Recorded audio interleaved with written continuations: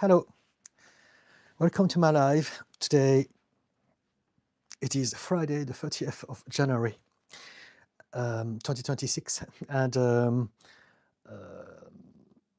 going to be here for a couple of hours. So anyone who has anything they would like to talk about regarding mental health, therapy, psychology, human behavior, any of those things, that's why I'm here for. For those who don't know me yet, I'm a therapist and coach, and I use my free time to come here on YouTube twice a week to help out. And so last time was Wednesday. I had a little technical problem and I couldn't stay more than half an hour. I hope that today will be better. So the way that I start my lives until some people start to join and ask me questions is by reading and commenting on my own post. So I put some posts both on TikTok and YouTube. I put some short videos, but also I put a one long form video on YouTube weekly. But every day they are short. And so let's start with that. The first one goes like this. Pain is inevitable. Suffering is optional. And our greatest source of suffering is our obsession with pain and trying to avoid it at any cost. And so this is a very, very important aspect of psychology and why we suffer. Pain is part of the human experience, but we are so traumatized, hurt, terrified by it that we create systems to avoid pain. And in the end, we create suffering. Pain happens in a moment, it's short, it's brief. It's like us kicking something and hurting our foot. It happens. And when it happens, if we can just allow for the pain to withdraw on its own, then eventually we are back to normal. But if we are resisting it somehow, so with physical pain, it's difficult to. The analogy that I could use is if you go, let's say, if you go to the dentist and you're resisting whatever the dentist is doing to you, and you're very tense and you're scared and you're thinking about the whole thing, you're going to make that experience much, much worse than how it would have been without the added stress and pressure. And it goes the same with emotional pain. We create things like anxiety to protect us from pain. And then in the end, we suffer from anxiety. And so that was basically to highlight this. It's a very important aspect of the human mind. And if we can understand that, we must accept everything about our life as it happens, as experiences, instead of resisting those experiences, then we would be able to have a much easier ride. Wilma, big hug. Hi, Didi. Hello, Wilma. Next post. Habits are the foundations of future. So it's a very simple, concise post, and basically it's just to highlight that everything about our life is a collection of habits. Everything. So if we want to change any aspect of our life, we want to find out which habit are we going to upgrade. And so the first habits we have are habits of feelings, emotions, sensations, habits of thoughts, habits of reactions, habits of actions and behavior.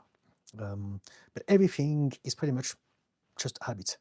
And so if we can find out how we can let go of some belief, of some emotional triggers that we have that are getting us to feel like that whenever we're facing the same sort of situation, then that's how we change our life. Next post. So I've got a couple of them to do with trauma. Some of us didn't learn how to self-soothe because our priority as a child was to constantly scan our environment, walk on eggshells, and obsess over the smallest body cues to anticipate the bad moods from our caregivers. And that explains why many of us, we can't self-regulate, because we've been programmed and conditioned to always looking out for the bad things, waiting for the bad things to happen and have a step ahead. And the next one is very similar to that. Some of us didn't learn how to express our emotions and speak out our truth because our priority as a child was to pretend that we're always fine, to never give our abusers an opportunity to attack us. So that explains also a lot of people-pleasing behavior. We do this because we have to pretend that everything is okay, and we forget But all the things that we go through in childhood end up being our program. And so, yeah. Jan D plus, hi Didi. GTSY. I don't know what GTSY means, but hello. Okay, let's carry on with your post until, again, I'm here to answer your questions. So I'm just reading posts and commenting on them until there are more people on the live stream asking me questions about their life. My whole purpose here is to do my best to give you some recommendations to help you with your life if you have anything you'd like to talk about. Jean D plus, it means good to see you. Ah, okay, I get it, thank you. GTSY, good to see you, thank you. It's like a whole new language. I like this, thank you. Okay, so next post goes like this. Starting the day by thinking everything is urgent sets you up for failure. Starting the day by thinking one thing at a time is enough sets you up for a good day. And so this is another habit of thoughts that we have, that everyone has, because everyone does it. We think that it's normal. And anything that is deemed normal, we don't do anything about it because it's normal. But it doesn't have to be like that. We don't need to believe that everything is important, everything is urgent. And if we don't do all those things that we are being told we should be doing, our life is not over. But we do tend to catastrophize, and everyone does this at least at some point in their lives. And so the opposite to this, the solution to this, the cure and the antidote would be to replace everything is urgent with one thing at a time is enough. Life is made of moments, and so if we can be more mindful of each moment, not only will we be better at whatever we are doing, but also we'll be enjoying the journey. Next post is about religion, and it goes like this. You believe that morality cannot exist without religion because your religion lied to you by making you believe that people are fundamentally bad and powerless, starting with yourself. So a lot of people use religion in a very toxic way, and they get people to believe that they're not enough, and they are bad. One of the I think the three tenets of Christianism, for instance, are you are born a sinner. So before anything, you are bad. And number two, there's a heaven and a hell. So now we are under stress and anxiety. And number three, you need a savior. So what it means is that you're not good enough. You can't do it on your own. You are powerless. So we are bad and powerless, and we're under pressure. And so this is not a great way to condition kids. For me, the way that I see it as a mental health professional, it is trauma. It's traumatizing kids. And a lot of us, we don't realize that we've been really conditioned to live with fear and anxiety and shame. And fear and shame are essentially the two things that create all the mental and emotional imbalances in the world, pretty much. And so there you go. Now, again, for those who don't know me, I'm very spiritual and I have no problem with religion per se. But I have a problem with how some people use religions to hurt and control others and divide them. And so let me see if there's any questions yet. Helen Maskel said hi. Hello. Tanya Clark, well spoken. Thank you, Tanya. Again, guys, if you want to ask me anything, just ask. I thrive on questions. I'm only commenting on the post here to get started with the live. Here's another one, a bit controversial. Expecting your child to look after you in your older age because you looked after them when they were younger is objectifying them. In other words, your children were merely a long-term investment for you. So do what you wish with that. Finally, the one, maybe a couple more. Next one. This one is very, very important, and it's a huge topic that I like to discuss often. People who think that some people use mental health as excuses for bad behavior don't understand mental health. So I see this a lot on threads, on wherever, social media, Facebook, and people are saying, don't use your trauma or your mental health conditions as excuses. And they don't get it. But I understand this is the society that we are living in. We are conditioned to believe that people are bad and shifty. But if we have mental health conditions, we don't choose that in the first place. There's no excuses. Yeah.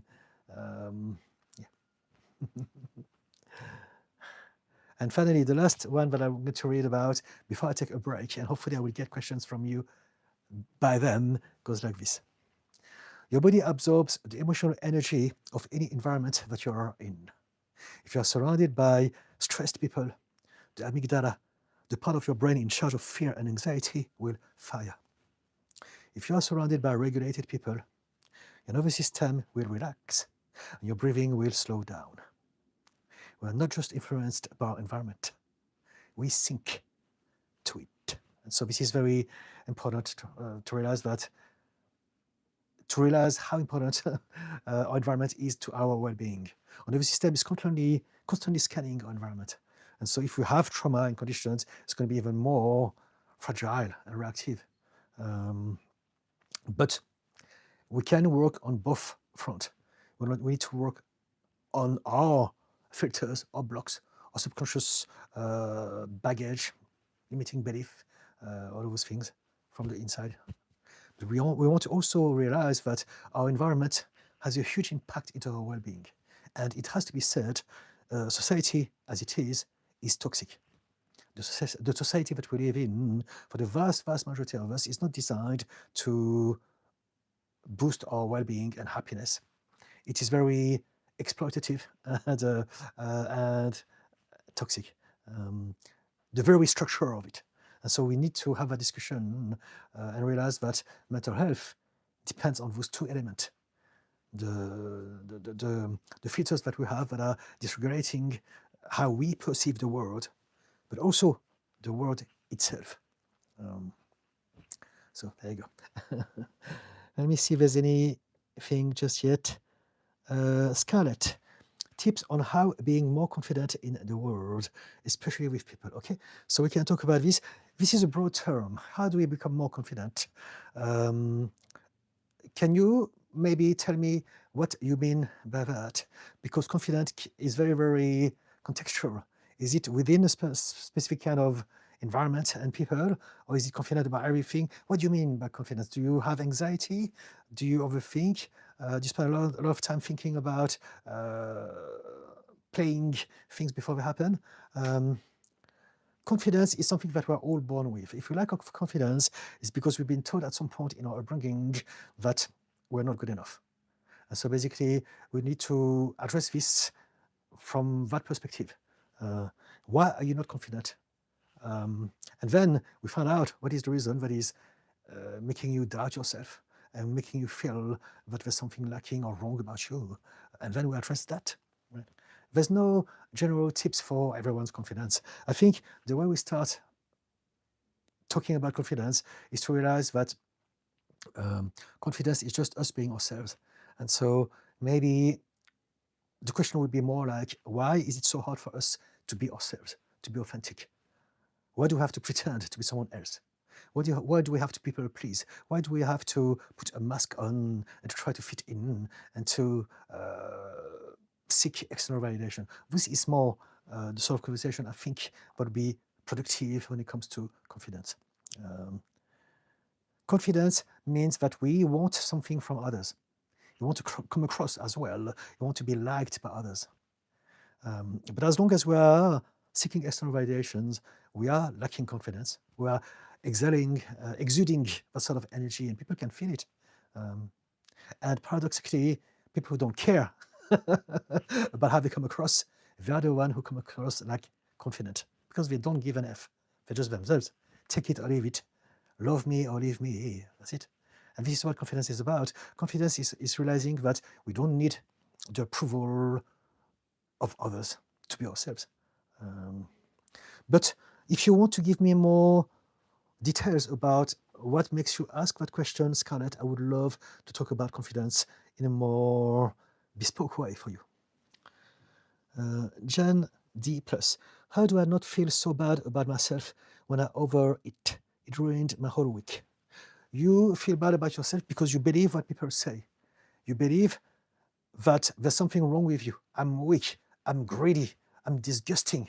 Oh, what's wrong with me? And this is what people have been telling you about yourself. And because their voice is stuck in your head, you believe them and that hurts you, but it's not true. If you overeat, it's because you have created a system to help you deal with stress and anxiety and overwhelm. And so the eating is just a system that makes you feel a bit better about yourself. And so what we want to do is to find out why you are overwhelmed, number one. And number two, why did you choose food as the solution to feel better about yourself? But there's nothing wrong about you. For some people, it may be smoking, it may be gambling, it may be drinking alcohol, it may be all sorts of things. We all do all sorts of things to regulate our nervous system. And for you, food is your way to do this. And so if you can understand the mechanism of your mind, there's nothing to feel bad about. You've created that for yourself to protect yourself, to feel good about yourself, right? And so you need to first let go of the idea that there's something wrong with you. Society is very cruel, and we've been conditioned to find scapegoats and to easily find whoever looks different so that we can have fun at them, to let go of frustration and hurt and anger and ignorance. But people who are overweight and can't shift weight despite trying everything, as far as I'm concerned, they have some emotional baggage. It's not their fault. We don't choose trauma. We don't choose any of the systems that we are prisoner of in our adulthood. These are all happening because of what have happened to us in childhood. And so how do I not feel bad by understanding yourself, understanding that you are what you are and you behave and you feel and you react the way you do because of your childhood, because of your upbringing, because of the things that you have observed from your parents, because of the way you've been treated by people. All of those things and more have created your set of filters from which you're going to experience the world and experience yourself in the world. I hope it makes sense. We can talk about this if you want. Scarlett, not really, just feel like people will silence or scold me for being me. Also, so this is what I covered, right? Confidence is an inability to be authentic. And so if you say, there's one more, it's that feeling of being executed, not necessarily care for being liked. Not really. People with silence, but it's very similar. Not wanting to be scolded by people or to be silenced is seeking their approval. So it may not be like having them as best friends forever, but you still want them to accept you, to see you, to tolerate you, to make you feel that you belong to that group, right? So it is still us seeking validation from a group of people, from an environment, from a society, a community. And so the reason why people lack of confidence is because we've all been told in one way or another that we're not enough, we're not worthy, we're not lovable, we're not capable, we don't deserve the good things in life. Whatever that it may be, it's that sort of belief that we have about ourselves that get us to seek. Again, I was talking about nervous system regulation through food. This is the same. External validation is the system that we use to regulate how we feel. People pleasing is the system that we use to regulate our nervous system. Because there's a part of us that don't feel safe. So it can be anything at all. We can talk about it in more depth, but people pleasing is born from some level of trauma. And there are two types of trauma, big T or small t traumas. And they're both as damaging in the long term. I'm coming to the end of the thread for now. I'm going to have a sip of tea. Keep going, guys. Did anything that I said resonate? Scarlett and Jean as well, please.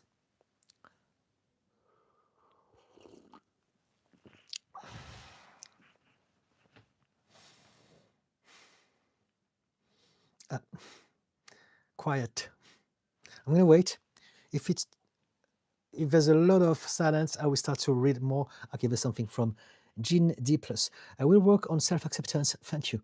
It's true. I want people to think I'm fit and thin. This is very shallow of me. It's not very shallow. Not at all. So you have to stop being unkind to yourself. Now, it's only been a handful of interactions, but you talk to yourself in a very, very mean way. And it's not your fault. But I want you to realize that the reason why you speak to yourself in such a mean way is because people have spoken to you like that when you were younger. Your parents, your teachers, your bullies, and you just get used to that. And you don't have to be unkind to yourself. You're not shallow at all. We all seek acceptance. We all want to belong. We all want to feel that we are normal somehow. And so there's nothing wrong about it at all. Not at all.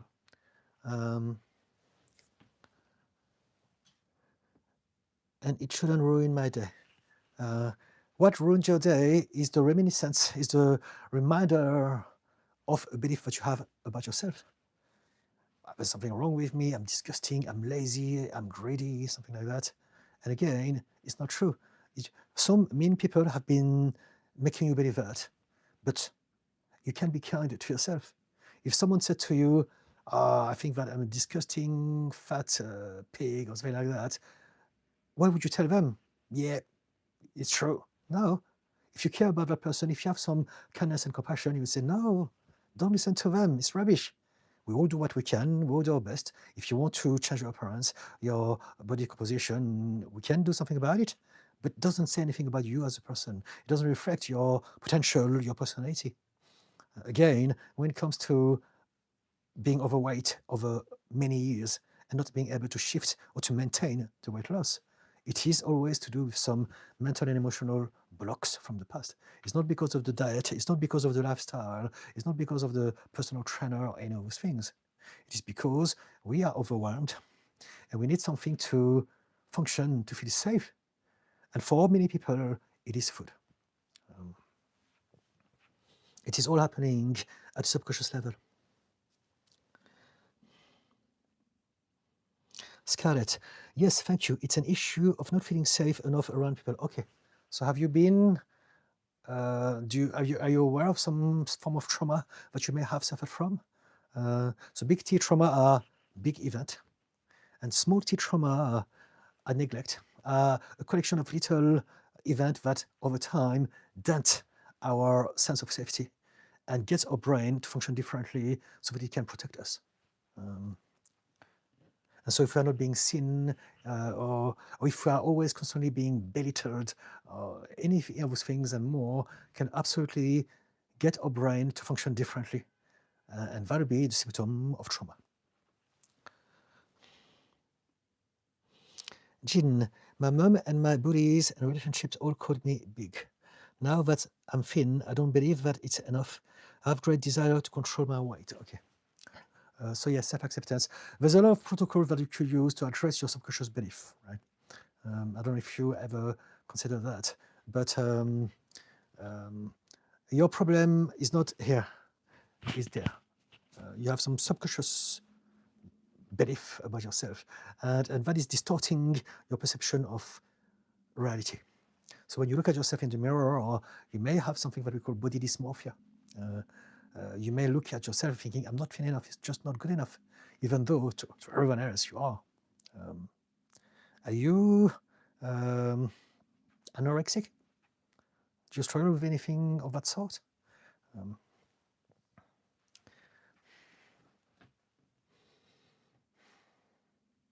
Scarlett, may I ask how dogs regulate the system? Dogs? I have high energy dog and he takes a toll on me sometimes when I'm just trying to relax sometimes. Okay, how dogs regulate the system? Which system are we talking, yours or theirs? I have high energy dog, okay, you have a dog, and he takes a toll on me sometimes when I'm just trying to relax. Your dog is always reacting to your energy. Dogs and any animals, they're not like us. They don't think things. They feel and they react to that feeling. And the memories that they have are very, again, feeling-based, and they are very short. It doesn't involve a lot of thinking like us because we don't have the brain that we have. And so basically what it means is that whatever behavior that we have, just like with children, animals, dogs, and children are the same. They're just reacting to the environment of the pack leader. Whoever is the leader in the room, so that's the parents, that's the dog owner, that's you. And so whichever way your dog is, if he's behaving in ways that is inconvenient to you, is still a result of the energy that you have given that dog and the way you behave and the training that they have learned from you. So you can always learn how to train your dog again, so that you are synced. But essentially, you are the pack leader, and whichever you feel is going to be creating a reaction for them to react to. Now, there are some dogs that do need a lot of care because they are by breed very, very energetic, right? And so that's a whole different conversation. If that's the case, then you need to accept that this is the dogs. Like if you have a husky or a shepherd's dog, they need exercise. They need to go out. They need to run. Otherwise, they can't. It's like it's as if they had ADHD, right? And so you need to find a way to make this happen.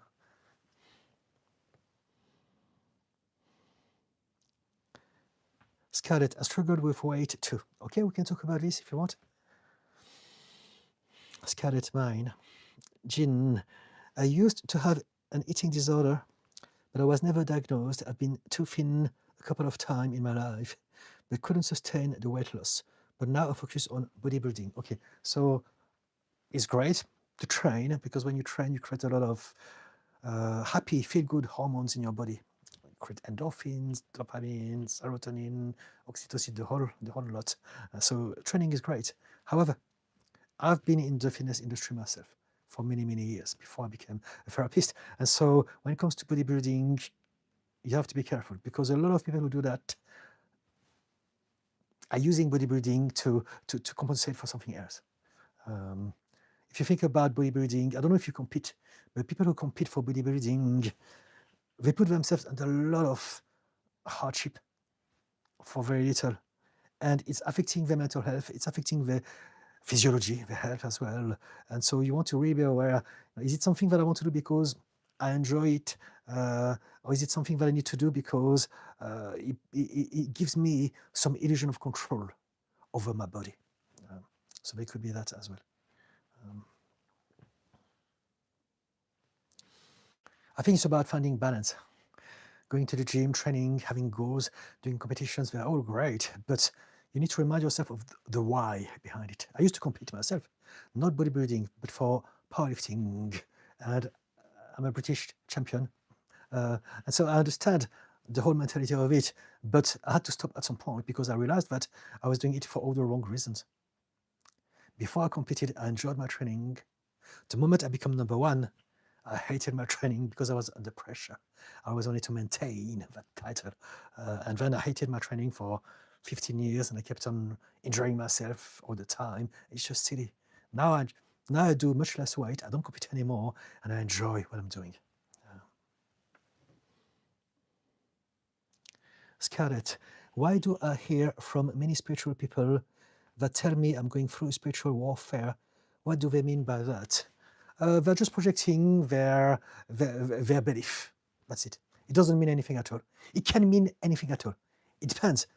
There's no such thing as spiritual people. There are some people who have some thinking out of the box, like I'm very spiritual, but it's not like a specific label.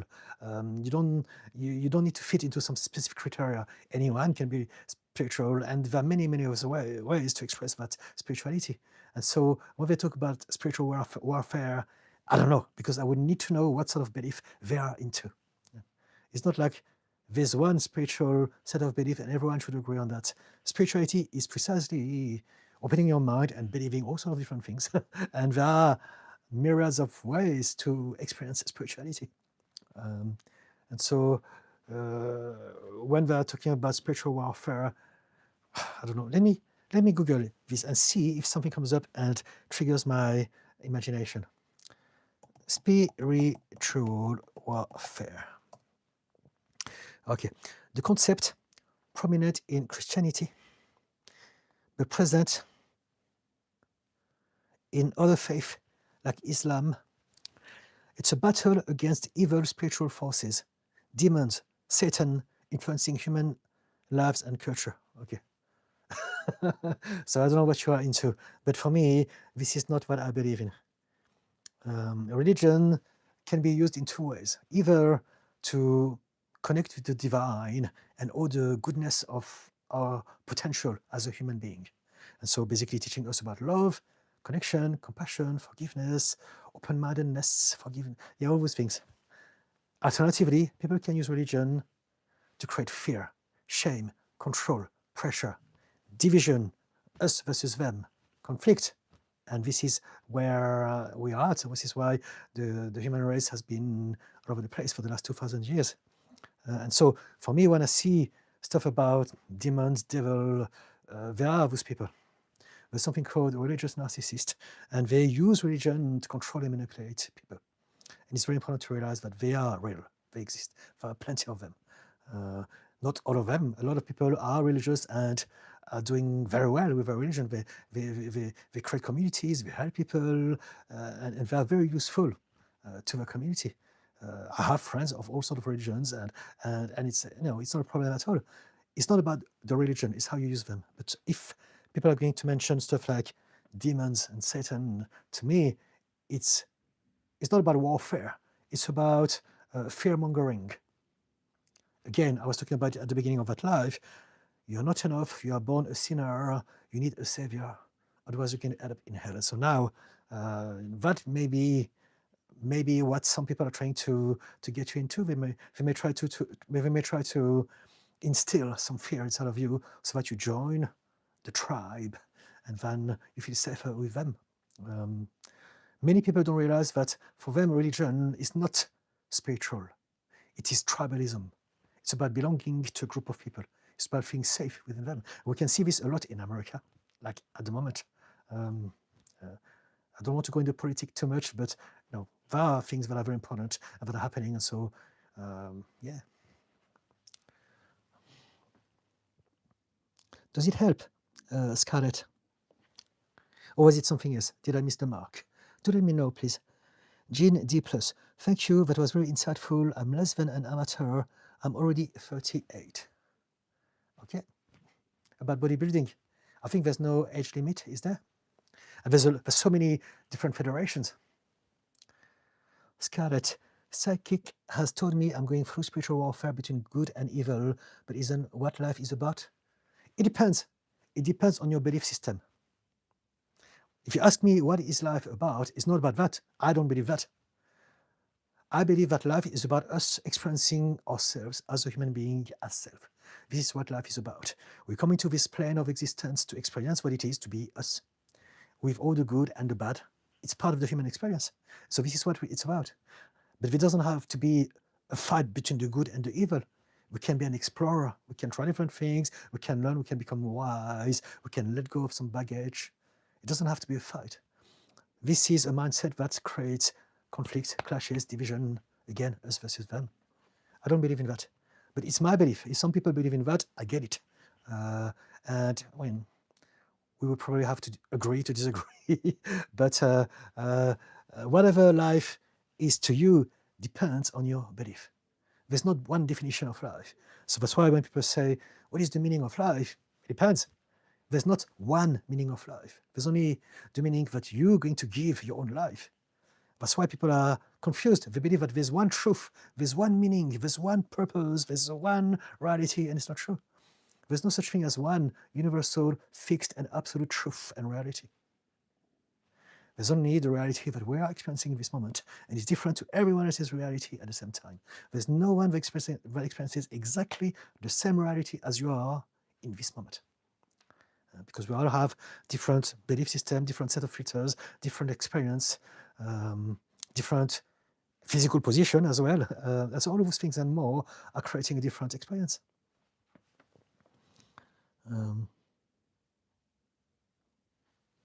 But if you believe in that, I don't want to diss your belief. Some of my friends believe in all sorts of stuff that may deem crazy, like really, really out of the box. But again, as long as they're not hurting anyone, I'm like, why not?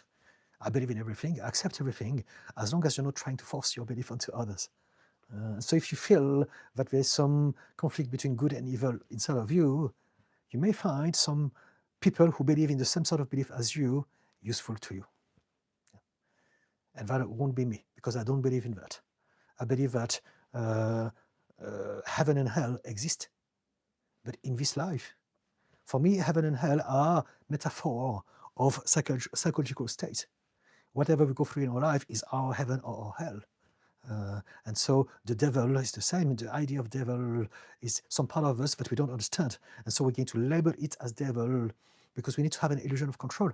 But if we can understand that there are conditions like narcissistic personality disorder, psychopathy, borderline personality disorder, and all those things and more that are affecting our behavior, that are affecting our perception of reality, then we understand. There's no demons, there's no devil. There's only trauma. There's only adaptation. There's only our brain developing and adapting to whatever we've been through. If we can understand things, we don't need all of those judgments and scapegoating anymore.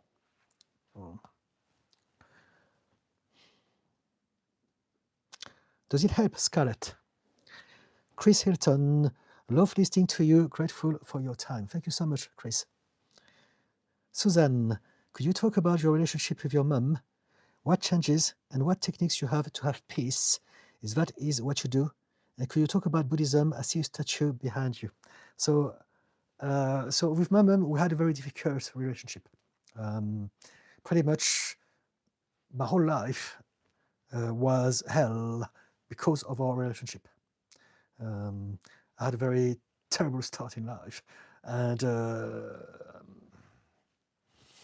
I learned how to heal myself, and it was all due to my mum first and foremost. My dad was also complicit, but it took me a lot of time to realize this, because there's always one that is more obviously the bad one. Basically, she has a lot of conditions, and I have the same. We both have borderline personality disorder, I believe, and we both have CPTSD. And so she was never emotionally regulated, and I believe that she's also a narcissist.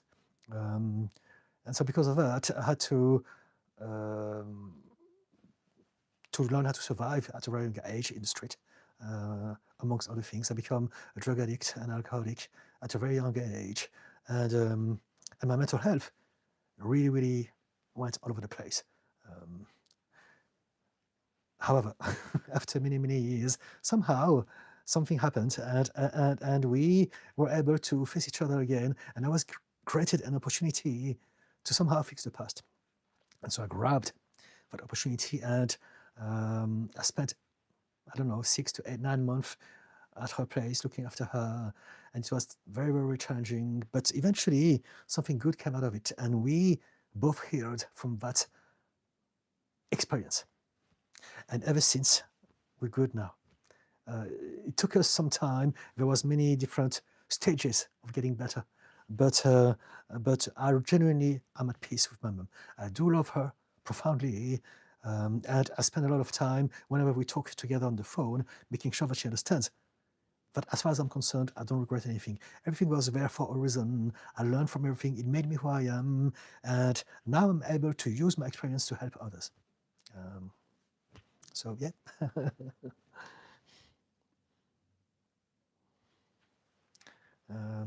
But for those who are struggling with their parents, if they have some narcissistic parents and if they're still trying to create problems for them, you don't have to forgive. I was able to, and you may be able to, but it's not something that we have to do. We have enough on our plate. Forgiveness is a byproduct of having healed. It's not something that we must do in order to heal. Does it answer a question, Susan? Jean D+, you are not the wave, you are the ocean that thinks it's a wave. I loved this short, I always think about it. All right, thank you. You're the ocean experiencing itself as a wave. Indeed, indeed. Scarlett, can you talk about bipolar disorder and why I keep having paranormal experiences like entities that are dark and evil? Okay, I have bipolar. I was diagnosed in my early 20s, but I don't believe that I have any of the symptoms anymore. I've changed an awful lot. And so when I was younger, I used to believe in all of those things as well. Whatever that you believe is going to be exacerbated. And I had a lot of hallucination. I was terrified of the dark. I was terrified of stillness and silence. I was terrified of sleeping. I was traumatized with nightmares because of my own trauma. Um, and so I did believe in all those things. I was obsessed with death in many different ways. I tried to unalive myself many times, but also had a very, very morbid obsession about anything to do with that. And so if you are diagnosed with bipolar, that may explain why you are experiencing those paranormal experiences. Right? Now, I'm not saying that they don't exist. I'm not saying that it's not true. Again, I believe that anything is possible. I never want to be that guy that is going to dismiss someone's belief because it doesn't fit into my system. But the way that I see it is that when we have some conditions such as bipolar, we are more prone to believe and see things that may not be there. Something that you may want to be aware of. But then again, I could be wrong, because all my life I have seen some shadow and some people, and I still see them. And my husband, who is very much into paranormal stuff, told me that actually I'm seeing the right thing, but I used to be too scared of them. Now I'm not scared anymore, so I just see things. I don't care. I just see things all the time when I'm at home, in the gym, in the street, and it has become my normality. I used to have a lot of hallucinations as well. So there's a thin line between reality and fantasy, but who knows? It can be a bit of both. I'm not dismissing anything. What matters is that I'm happy, I'm in a good place, and those things are not creating problems in my life anymore. And it's the same with you. If you find peace, you may believe in all of those things and more, and it's okay. How does that make you feel to have those experiences? Are you scared of them? You did mention dark and evil, right? Gene D+. My grandmother was a narcissist and my mother did a lot of drugs to regulate, okay? Now I'm trying to break the chain, okay? I wish you all the best with that. We can talk about it if you want. This is exactly the place if you want to discover more about yourself through our conversations. This is what I do. STAFF to snake. The root cause of overeating, it depends. It depends on each individual. Overeating can come from many different things, but more often than not, again, back to my original conversation about people who are overweight and are never able to shift their weight, it is because they have two things. Number one, there's an overwhelm. And number two, there's the system that they have created to feel better when they are overwhelmed, and that's eating. And so the root cause, it depends. I utilize hypnotherapy and RTT to look after my clients. And so we found out in their subconscious mind the reasons as to why their subconscious mind have decided to choose food as a system, as a coping mechanism, as a stress regulator. So I can give you a very common scenario. Maybe someone had a hard time at school, maybe, and maybe when they came back home, mom was always welcoming and friendly and warm, and saying, "Okay, come here, let's have a hug, let's have a cup of tea and some cake." And so now, if that's the case, that person who have created the association, cake or food equals connection with my mom, equals love, equals feeling safe, equals not being tormented by my bullies anymore. So now the subconscious mind will remember this. And now in adulthood, we go through life, stress, anxiety. The subconscious mind remembers what makes me feel better, food. So that's the case for a lot of people. So it may not be that exactly. It can be something else. It can be also something that is more traumatic. Some people, I remember a few cases that I had, there would be mum being abused by dad. And the little boy would think, would think, if only I was bigger to protect mum. Because as a child, you don't think, if only I knew how to do kung fu, or if only I had a machine gun. You just want to be bigger because dad seems so big and impressive. And so now that command is going to stay stuck in the subconscious mind. And again, when that person is going to face stress, because they still believe that they must be bigger to deal with life.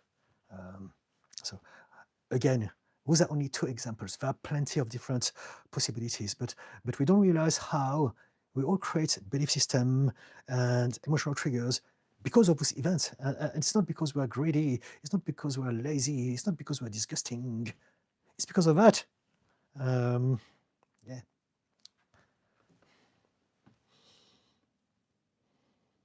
Does it help, Steph? And thank you for the little heart, whoever that is. Suzanne, oh, how wonderful you healed. I wished I had that someday. We can talk about this. It's possible for anyone to heal. If you knew me back then, and sometimes I remember about myself back then, and I'm thinking, it's a different person. It really, really is. And it's not just me. Many of my clients, many of the people that I know, it is possible.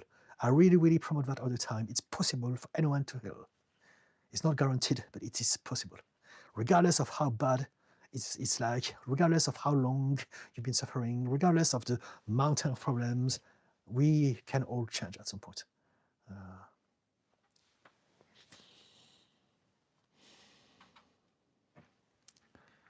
Scarlett, how do I find balance with bipolar? You seek therapy. There's no system, there's no hack, there's no magic affirmation that can help you. If you're bipolar, you have a lot of baggage to deal with. You need to seek professional help. Yeah. We can talk about this if you want. Suzanne, how about Buddhism, the statue behind? It's just a statue. I believe in everything. This is because my husband likes stuff. If it was up to me, or house or flat or place would be empty, like very functional Zen. But he likes stuff. He's into antiques and stuff and things. And so we have a lot of things. And I love Buddha, but I also appreciate all sorts of other divinities. All of them, Ganesha, whoever. Yeah.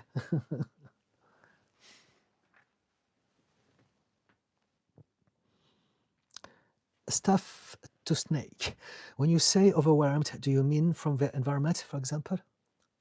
From everything, from external and internal environment. So external will be people, indeed, stress, overwhelmed, but also internal. If we are, again, when we need something to regulate, it means that we have a hypersensitivity to life. And so that hypersensitivity is going to distort our perception of reality.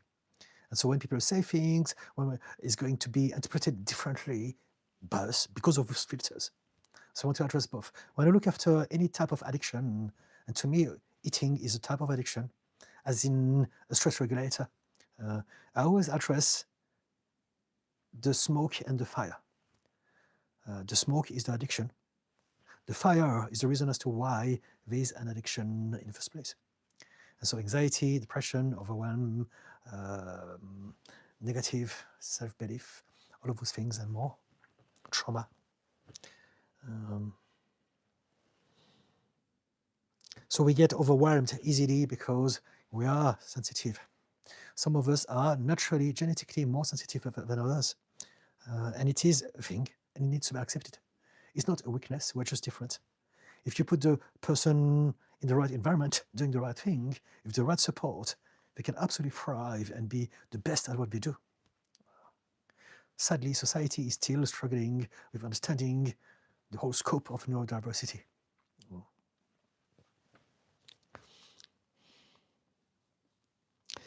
Gene D+. I overthink everything and I have Asperger's. How do I overcome my fear of socializing and getting the job I want? I get really depressed, but I still don't do it. Okay. So if you have Asperger's, you know that you are different. The way you think is different. The way you feel is different, right? And so what you want to do is to be in a place where people understand your difference. Be with people who are okay, who are seeking people like you. There are a lot of companies that understand the benefit of having someone that is on the spectrum of autism. And so find those people and they will see you, they will accept you, they will love you exactly for who you are because they need people with your type of brain. If you are surrounded by a bunch of people that are like you don't have the fear of socializing because you're all the same, right? And it's often an advice that I give people who are neurodivergent, find your tribe. It really is important. Some people will make an effort to learn about you, but most people won't, because they only know their reality and they have a lot of prejudices. And so it takes a lot to educate people about neurodiversity. And so it's much easier to hang out with people who are like you, or people who have members of the family, friends, close people who are like that, so that everyone understands that this is who you are, and they're not going to expect anything else than what you are. The problem with society is that if we have any type of neurodivergence, people are going to judge us because we are not reacting the way they are reacting. But we're not the same. And so if you overthink and you have Asperger's and you want to overcome the fear of socializing and getting a job, look at the right place. Thank you for your heart. Look in the right place. There are a lot of people out there, and now there are more and more new companies with a younger mindset who understand this. Before the pandemic, I was using a lot of different office spaces. There's one called WeWork. And there are a lot of companies now, you can see they have the gang of neurodivergent people. The whole group, and you can see with their body language that they are slightly different. And it's beautiful. It's amazing. They are still happy doing their thing, and they're accepted within that dynamic, because people understand that they have, just like all of us, a superpower. And if you put them at the right place, that's perfect. Right? Does it help, Jin? Sarah, heart emojis. Thank you, Sarah.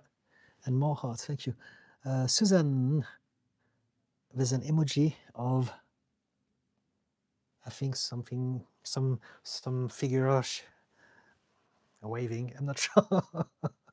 Scarlett, where of how did you meet your husband? I'm gay too. Oh, we've been together for nearly 21 years. So we've met in a tattoo shop. I was with my flatmate. I had two flatmates who were, one was a tattoo artist and one was a receptionist in the tattoo shop. And he used me. Basically, I gave him a part of my skin to practice his craft. But we used the studio where he was working as a receptionist. No, he was working there somehow. And there, when I went there, the manager was my husband. And so the moment we saw each other, it was magic. But it was really interesting, because a tattoo shop would be the least place you would expect to meet someone, to meet a gay person for dating. Because it's very macho, generally speaking. But somehow it happened. And also, when we first met, we didn't know that we were gay. I mean, I didn't know what he was, and he didn't know what I was. But it was straight away some sort of connection. So, now, to make it interesting, when I first met him, I was still addicted. I was still an alcoholic.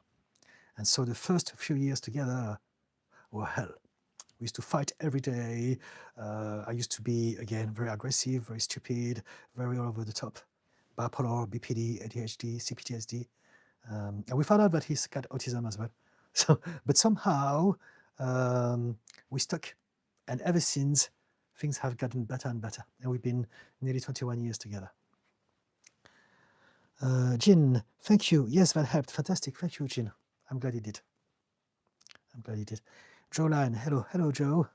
Scarlett, that's beautiful. Thank you, Scarlett. Susan, hey, remember, I thought I couldn't understand your speaking. Now I can understand. All right. Okay. So it's fine. Somehow you get used to my voice, to my accent, to my pace. Fantastic. Great. I'm very happy with that. And I did not have to change anything, right? I think it's a very good metaphor or analogy to use. Sometimes all we need is to expose ourselves a bit longer to start to connect with people. At first, when we meet people who are different, it's always going to be some period of adaptation. But if you can give people a chance, the brain adapts, and this can happen just like that.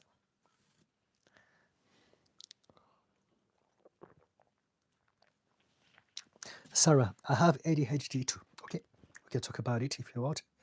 Is it a problem for you, or do you have a good understanding of your ADHD, and are you in a good environment? Cash W2O, would you say a version of harsh truth might be a driving factor in creating psychological suffering and conflict, kind of seeking comfort through escape? There's no such thing as truth. Harsh truth. So this is the thing. So I'm not saying that you are, but people who say those sort of things typically don't understand mental health.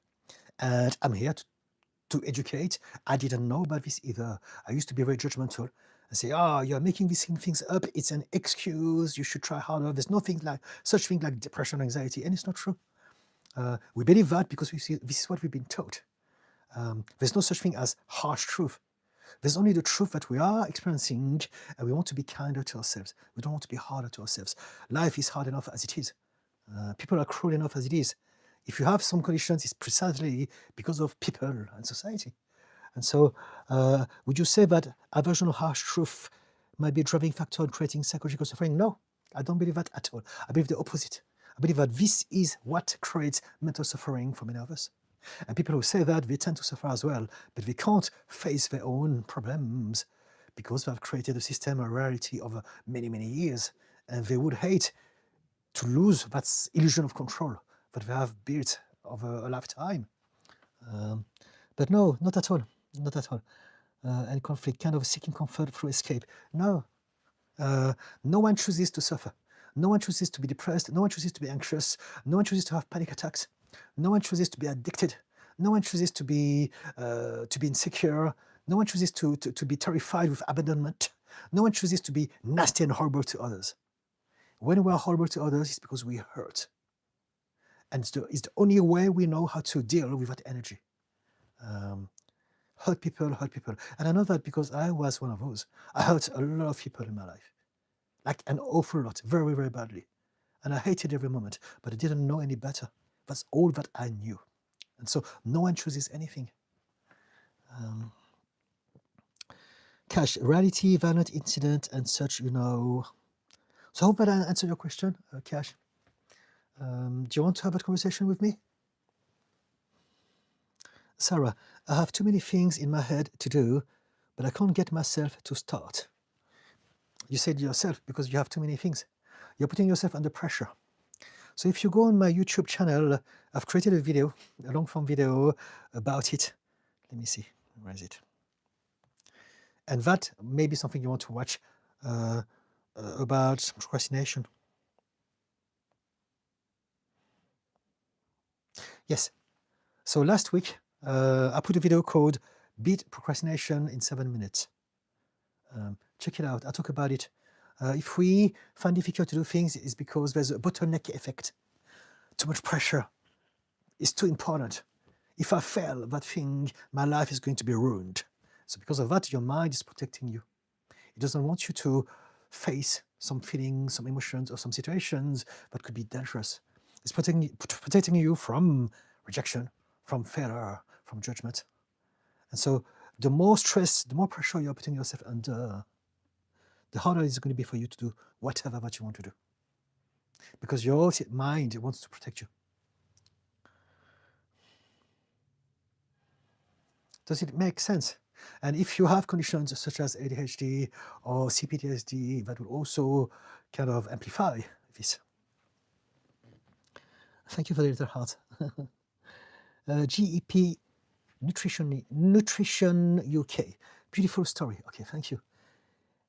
Java. I think it's Have. I'm not sure. I'm going to say Have. How to justify to your environment that you smoke weed from time to time as a way of calming and meditating deeper. You don't. People get it or they don't. You know why you're doing this, and so that's all that matters. We all have some preconceived ideas of everything, some belief. There's a lot of reasons as to why people believe this or that. And so if you have tried to explain to them what you're doing and they still don't get it, it's not because they're not able to get the information in. They can hear what you say, but it's because they have a subconscious bias that is going to distort that, and they can't accept this. Maybe they're going to think Maybe they're thinking people who smoke weed, they're all lazy, they're all druggies, they're all losers. And if you have that sort of belief, this is how they will see you, and there's nothing you can do about it. Let them think whatever they want. Tell them, you know what, this is me, accept me, love me or leave me, or not. You don't need to justify anything to your environment. You need to be aligned with your own values, and nobody's right for you at this point in time in your journey. And you do this one moment at a time. And whatever people think, it doesn't matter. You want to make sure that you are doing your best to live an authentic life so that you end up with the right people. With people who don't need you to justify anything. Does it help?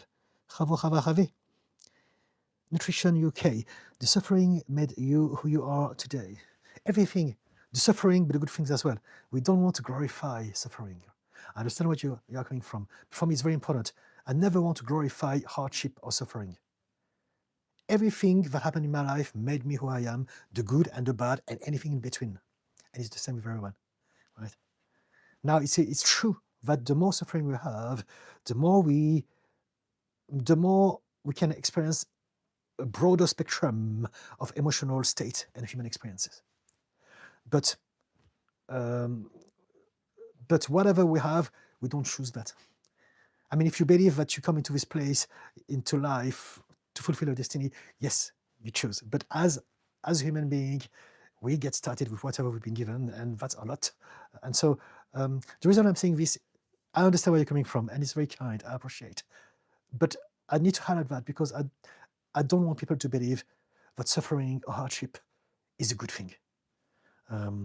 This that mentality, like that famous quote from Friedrich Nietzsche, whatever doesn't kill me makes me stronger. And it's not true, it's rubbish. Trauma doesn't kill people, it doesn't make them stronger. Depression, anxiety doesn't kill people, doesn't make them stronger either, and so on and so forth. All the mental and emotional illness that we have, they don't kill us, and they don't make us stronger either. So we need to stop glorifying hardship and suffering. It's part of life, but at an equal level as joy, happiness, hope, presence, and all those things. I hope it makes sense. But thank you for your comment, nevertheless, Nutrition UK. Winnie Eileen, thank you, Didi, for your time and kindness. Wishing everyone here a good weekend. Thank you so much. Same to you, Winnie Eileen. Suzanne, I get separated from my nana who raised me the first 3 years and got put into my parents' home who are strangers to me. I think my dad has PTSD. Is that maybe the reason I have vaginismus? Maybe, yes, maybe. Whatever physical conditions that we have will be connected to some emotional experience in our childhood. So there's an aspect of genetic, of course, and environment. But there's also that part of us that we don't talk about enough when it comes to physical illnesses. There is an emotional connection with some unheard business from our past. And so whatever, so the vaginismus may absolutely be something to do with that, because I could see how people who have been through some sort of trauma would have this, maybe as a way to protect yourself. So I don't know about your story, but I'm just assuming stuff, and correct me if I'm wrong. Sarah, thank you. Thank you, Sarah. Susan, I feel like I always was walking on eggshells. You don't have to anymore. Oops. My watch is telling me that it's time for me to post my third TikTok post of the day. So just bear with me, please. I'm going to do this right here and now, and then I'm going to be back with you straight away. So where is it? Your body absorbs the emotional energy. Are conservatives actually? Yep. Just one sec, please. Okay, it's uploading, so it should be out. Okay. Yep. Your body absorbs. Okay, that's good. Let's forget about this. So where were we? Thank you for the little heart that are still ongoing. So yes, Suzanne, we can talk about this if you want. If you had to walk on eggshell, that has absolutely impacted the way you behave now as an adult, the way you feel about everything all the time. But you don't have to anymore because you're grown up now. You have some power that you didn't have back then. Chris Sanchez, behalf. I don't understand. What does that mean? Are you a troll or are you serious? Please don't troll. I'm creating that space, a safe space for people to confide and share their problems so that we can help each other. Please be kind. If you are serious, ask me something, right? If not, this may not be the best place for you to be.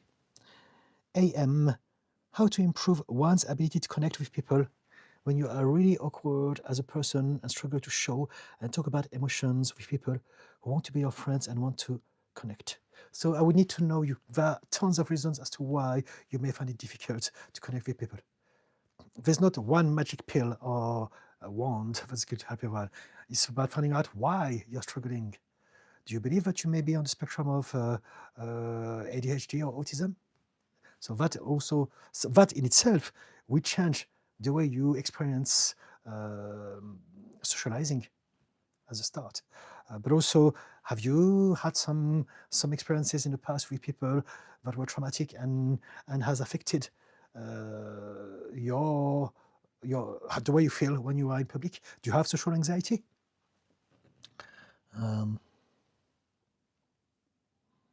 Tell me more about yourself, AM, please, if you don't mind. Will be helpful. Yes, a lot of thanks, a lot. Okay, fantastic, thank you. GEP Nutrition UK, yes, not to glorify suffering, thank you very much. JJ4239, hi Didi, nice to see you, thank you for your wisdom. What can I do if I'm procrastinating and becoming anxious? Sometimes it feels like a trap. So I talked about it just not long ago and I'm going to repeat it again. I've created a video for this that I put out 9 days ago. So it says on my YouTube. Go on my YouTube channel, or sure now, but I mean after the live or now, go on the videos section, the horizontal one, not the short ones. And then the one that I posted last week is called Beat Procrastination in 7 minutes. It's all there. Check it out, 7 minutes, and you understand what procrastination is about and what you can do about it. Okay? And also, do let me know in the comment section how you feel about it.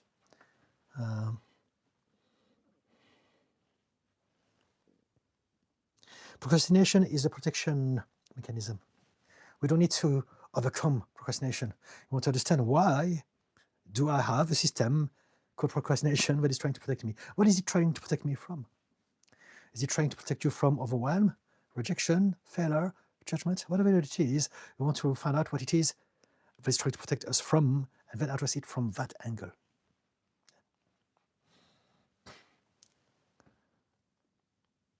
But again, if you want to be more specific about yourself, I would be happy to delve in more specificity to address your procrastination in a more bespoke way.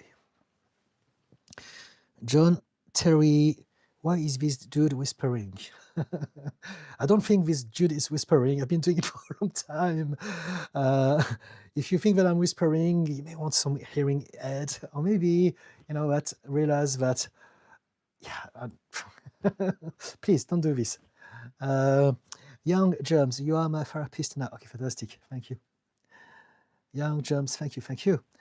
Cash, like say I'm in a hard situation and I think about it a lot, obviously, and feel depressed about the harsh truth.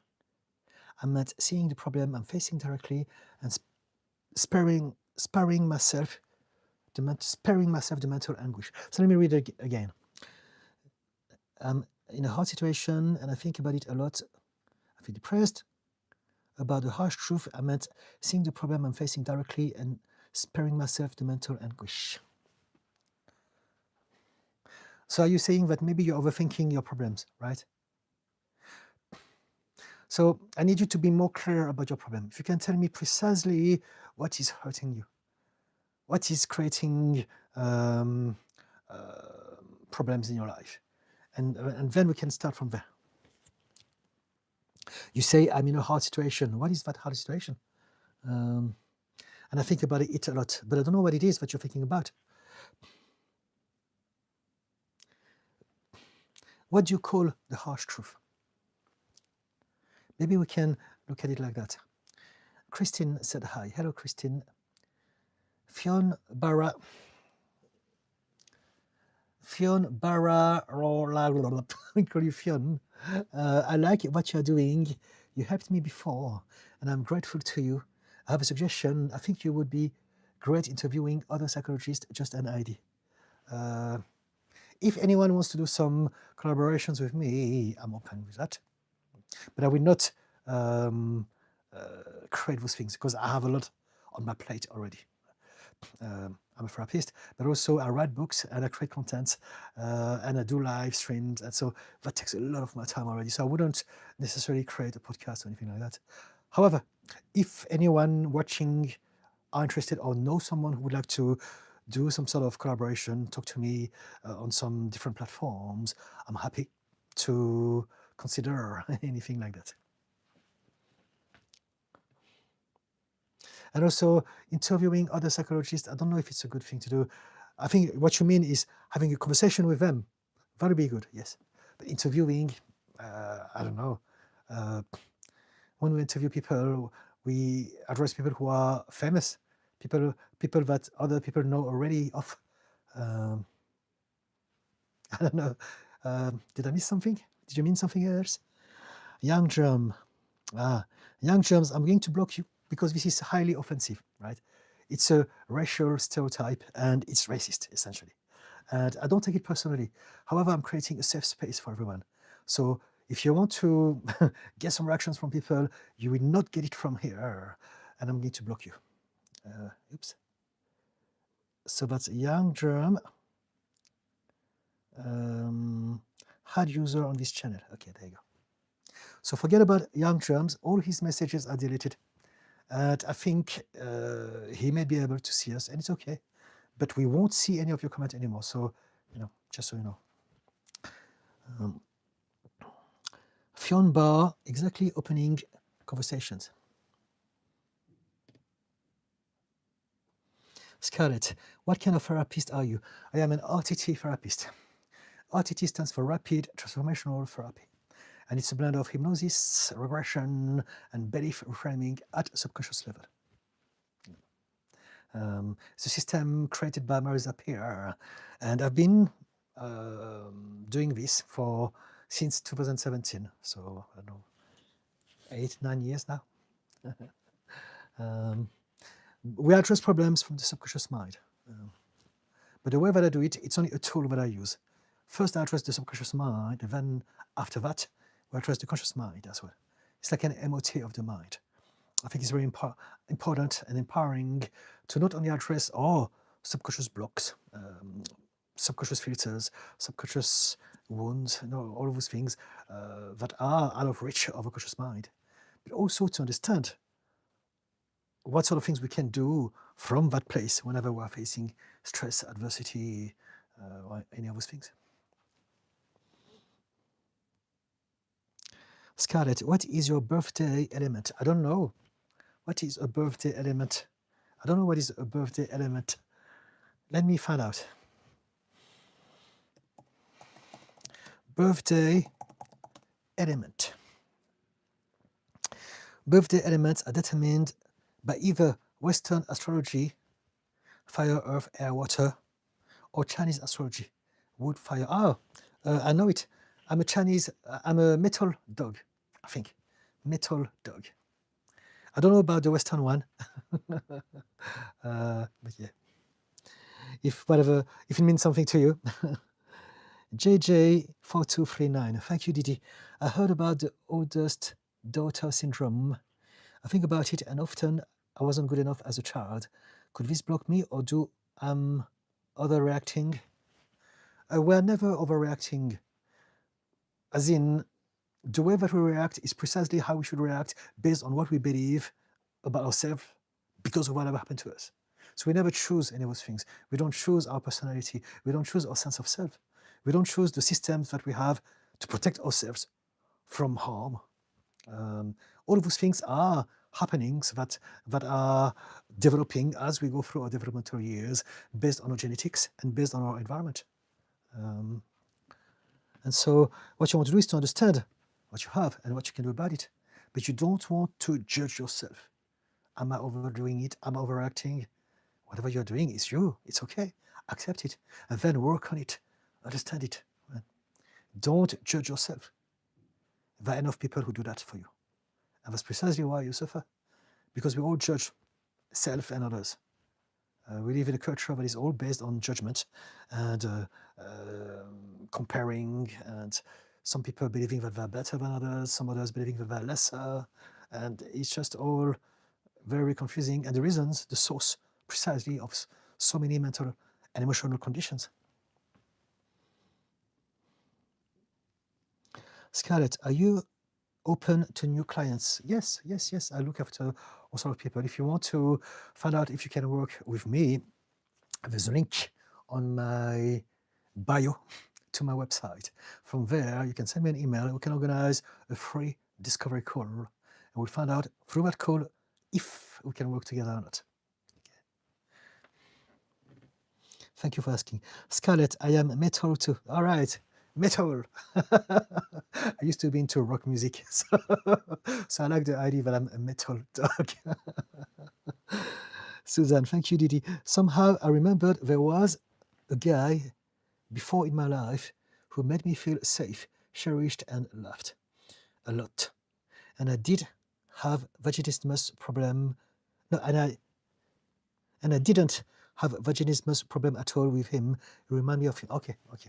So I hope that I'm not creating anything in there. But yes, if you feel safe with someone, this is it. The vaginismus is there because it wants to protect you. It's like some people who have anything at all. Some skin conditions, for instance.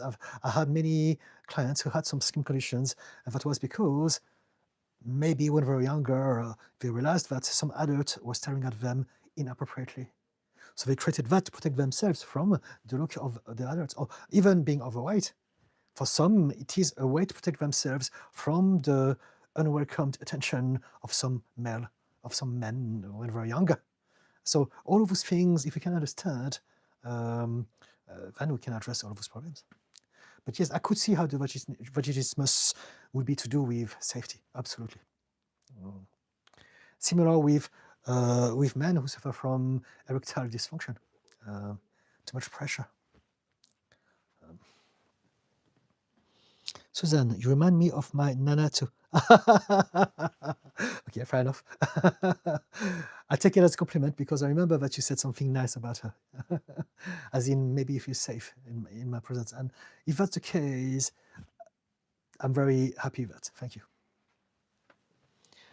Jean D+, I have a bald spot. Okay, do you want to talk about that bald spot? Susan, yes, thank you.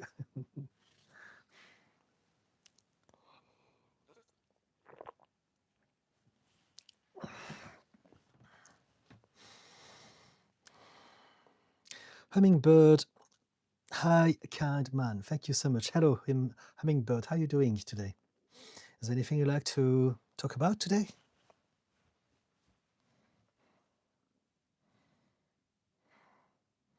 I'm stopping because the thread is over for now.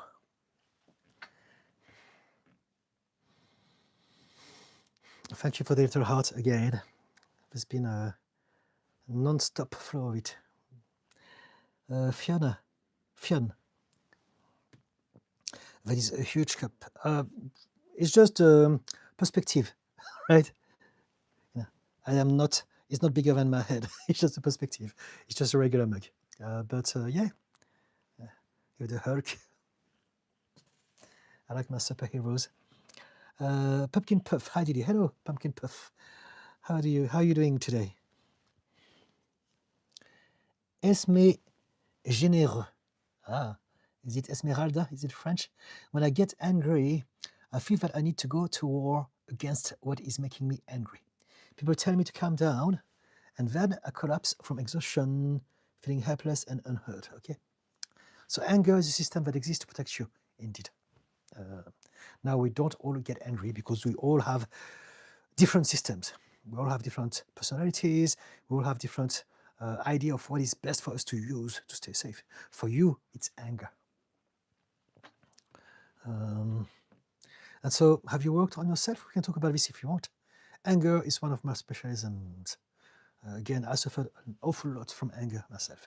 Rage, like my whole life. So we can absolutely talk about this.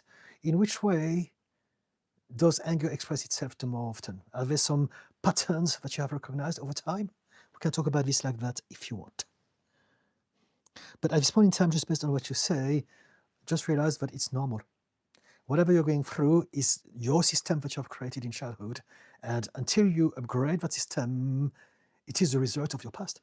You don't choose your past, you don't choose the system. Be kind to yourself. If people are telling you to calm down, it's because they don't understand mental health. They believe that you're doing it on purpose. They believe that you have a button and you can choose to be angry or not. And it's not true. You cannot. If we react with anger, or with any way, sadness, tears, anxiety, fear, being frozen or anything like that, it's just happening. It's chemical. Our body are creating all of those chemicals in our body that are getting us into a state. We don't control any of those things. It is a huge myth when people say, we must learn how to control your emotional reaction. We can't control our emotions. Our emotions are energies that we are meant to feel and understand. And what we want to do is to find out why they keep coming. But we don't want to control. When we control our emotions, all that we end up doing is to repress them. And in the end, it creates a lot of problems. People tell me to calm down. You're feeling helpless and unheard, of course, because they don't know. So again, it's not their fault. Most people don't know about mental health. And that's why I'm here, to educate people, to help people who are in that position. Whatever that you are is the result of everything that happened to you up to this point. That's it. And so don't see it as a weakness from your character. There's no such thing as character. It's a myth. We're all which that we are, and we all perceive reality the way we do, and we all react emotionally the way we do because of X, Y, Z. And we never chose that X, Y, Z. And so be kind to yourself and learn how to understand why and how you can change this. Don't take people's opinion seriously. You know, they're expressing themselves, so you understand that they're being hurt, they're scared, they don't know how to deal with your anger. But it doesn't mean that they know the truth about you. That was my point. Pumpkin Puff, how are you today? I'm very good. Thank you for asking. I did a live on Wednesday and had some technical problems, and so I couldn't carry on past half an hour. And so I'm glad that I'm still here. It's working. Wi-Fi is working. My phone is working. It's all good. Hummingbird, yes. How to cope with US politics environment? So it depends. You want to accept that there are things that you can do and there are things that you cannot do. If we are resisting things that are happening, but we're not able to do anything about it, we're going to suffer from it. If you can do something about it, do it. Do that action. Take that action, right? But if you can't, accept, and then take your mind somewhere else. If you think about, this is exactly what they want you to feel. They want you to be obsessed. They want you to be overwhelmed. They want you to feel confused all over the place. This is exactly what they want you to be. Because if you're like that, you're easily manipulated. If we are on a state of stress and anxiety all the time, we don't have access to our rational intelligence. We react emotionally. And many of us are going to be easily swayed by some divisive propaganda. And now they're going to manipulate everyone like puppets. This is precisely what it's about. And so how to deal with US politics? Keep your head cool. Do some meditation. Realize that the world is changing. Realize that there's a lot of bad people doing bad things, but there's also a lot of good people fighting the good fight. And so if you can do something, be the change. Join those people. Do something about it, right? The best thing you can do about how you feel is to take action. But if you're not ready for that, if it's too much, It's okay. We're all different. But what you can do at least is to stop looking at the bad people. Look at the good ones. And that will make you feel better about yourself. No, see the beauty. I love that. I see it myself. When I look at the state of the world, first I see the bad stuff and it breaks my heart. But then I see the good people that are fighting that, and that is bringing back hope. It's making me feel amazing. We're like, fantastic. Well done, guys. And this is a different way to look at things, right? And so, yeah. Does that help? Hummingbird. Cash. What would you call knowing yourself? Self-awareness? The journey of self-awareness? Chris Hilton. Eczema and asthma as a child. Just glad to be heard, listening. Good to hear you laugh. All right, thank you, Chris. Pumpkin Puff. I missed you on Wednesday. I feel like I've been going insane. My anger isn't seeming to go away. Okay. Let's talk about it if you want. Pumpkin Puff. I am noting how I feel every day. Sometimes I'm fine and I'm functioning normally, but then something happens and the fire in me blazes. So if you can give me an idea of what happened, that'll be very useful. And again, thank you for the little heart, whoever it is. Esme Généreux. I think I only feel rage. Small feelings of anger are suppressed. It's like it's all or nothing. Yes, so basically, what happens when we are repressing our anger? It's like a pressure cooker. But that energy is not going anywhere. And that's why, at some point, it comes out. Because you can't hold it anymore. There's too much of it. And this is what rage is about. And this also happens when we get drunk. A lot of people, they are different when we drink. Some people are very emotional, as in sad. Some people are very angry. Some people are very, whatever we are. Those are all emotions that we have repressed. But if we are drunk, it's going to all come out. And for you, you don't have to be drunk. You just have to be stressed and overwhelmed. And at some point, it will come out. It has to. It will either come out in the state it is, or maybe it will come out in a different shape. Sometimes we have secondary emotions. If we feel that some emotions we can't express, then we're going to use a secondary emotion to cover for it.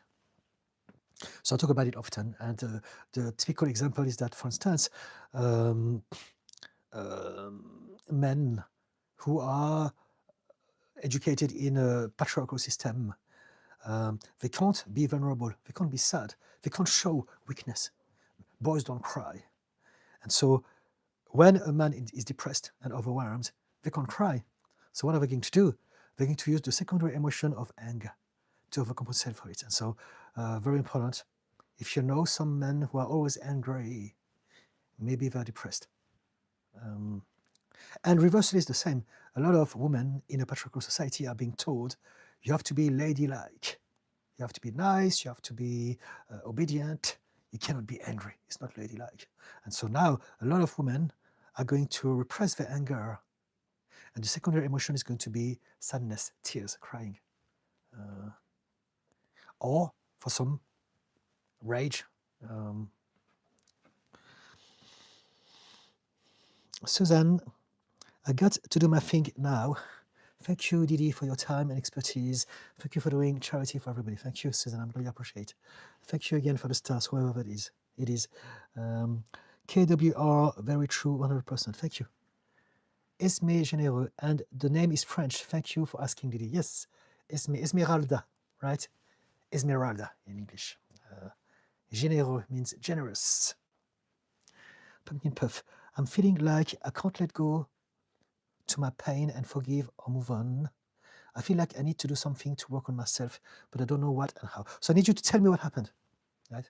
So that we can understand maybe what happened subsequently. I can't let go of my pain and forgive or move on. It's because you're expecting something. You want something to be in a certain way. Why I'm not healed? Why am I still writing like that? And it is those expectations that are holding you back. And it's totally, perfectly normal and human. But this is what you want to work on. Accept that you are going on a journey. Accept yourself as imperfect. Accept that sometime you will feel pain, you will feel overwhelmed, you will lose control. because you're still working on your BPD. You can't expect something that you're not ready to deliver.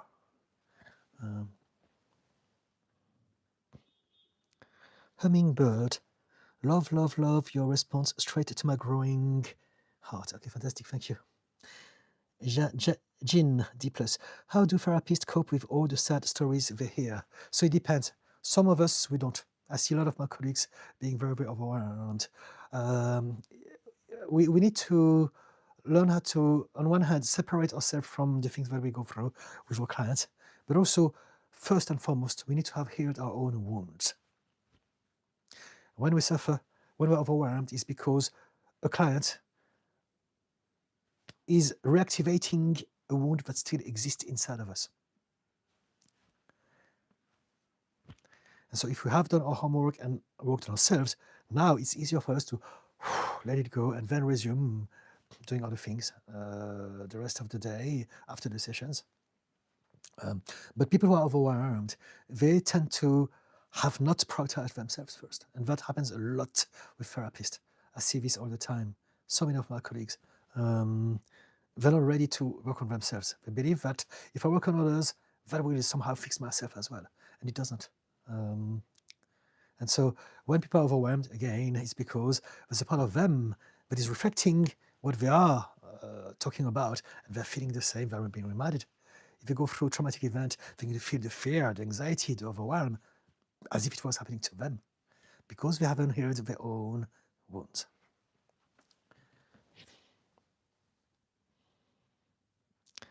And also, there are some therapists who don't care. Some therapists, they do this for the wrong reasons. The profession of anything to do with mental health would attract a lot of narcissists, because narcissists like to control people, and they will find them in places where they are the most vulnerable. So not just mental health professionals, but also doctors, people who are in the police, lawyers, politicians, a lot of narcissists, a lot of people with no empathy, who are just there because they like to manipulate people. So this is a reality, it's important to know. Not everyone, but there are some. Sarah, I'm the one pressing on the heart on your videos. Thank you so much, Sarah. Live to say thank you for your time and kindness. Thank you so much, Sarah. Your thumb must be having a great workout. Thank you. Pumpkin Puff. Little things with my husband set me off. Things going on throughout the day are setting me off. If I looked at the news, I get really fueled. It just sits with me all day. So do you have you addressed your lifestyle? Do you do some things in the morning to let go of the stress? Do you do some breathing exercises? Do you do some meditation? Do you go to the gym? Do you spend some time in nature? Do you spend time with some sun on your face? Do you do any of those things and more? Do you sleep well? Do you hydrate yourself? Do you eat well? Are you making sure that your gut microbiome is balanced and rich and diverse and healthy? All of those things are important, right? Instead of looking at the problem, look at what you can do to elevate any aspect of your life so that you are creating a system from all fronts that are going to support you. If I don't go to the gym, if I don't eat well, if I don't sleep, I am a wreck. I can't think, I can't function, I can't be myself. And so for people like us who have conditions, it is even more important to address our lifestyle. And then there's the environment as well. Are you in an environment that is kind and supportive? Or are you in an environment that is pressurizing you? Pressure and stress is the last thing you want to do to face if you have BPD.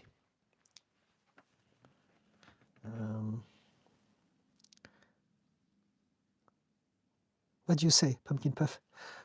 Pumpkin Puff, I went to the store and some guys was walking around my car and was way too close to me.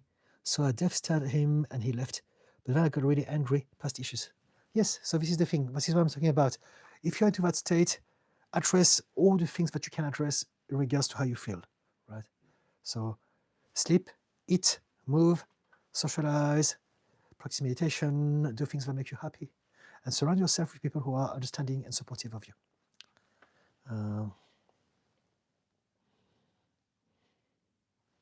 Pumpkin Puff, it just feels like I'm being buried under everything.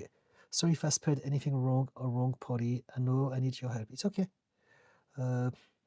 If you feel that you are buried, it is because you are being buried. Accept it. Sometimes everything is shit. There's nothing you can do about it. Life can be overwhelming. We can be low, helpless, powerless. It's okay. It's human. Accept yourself. Accept that you have some baggage.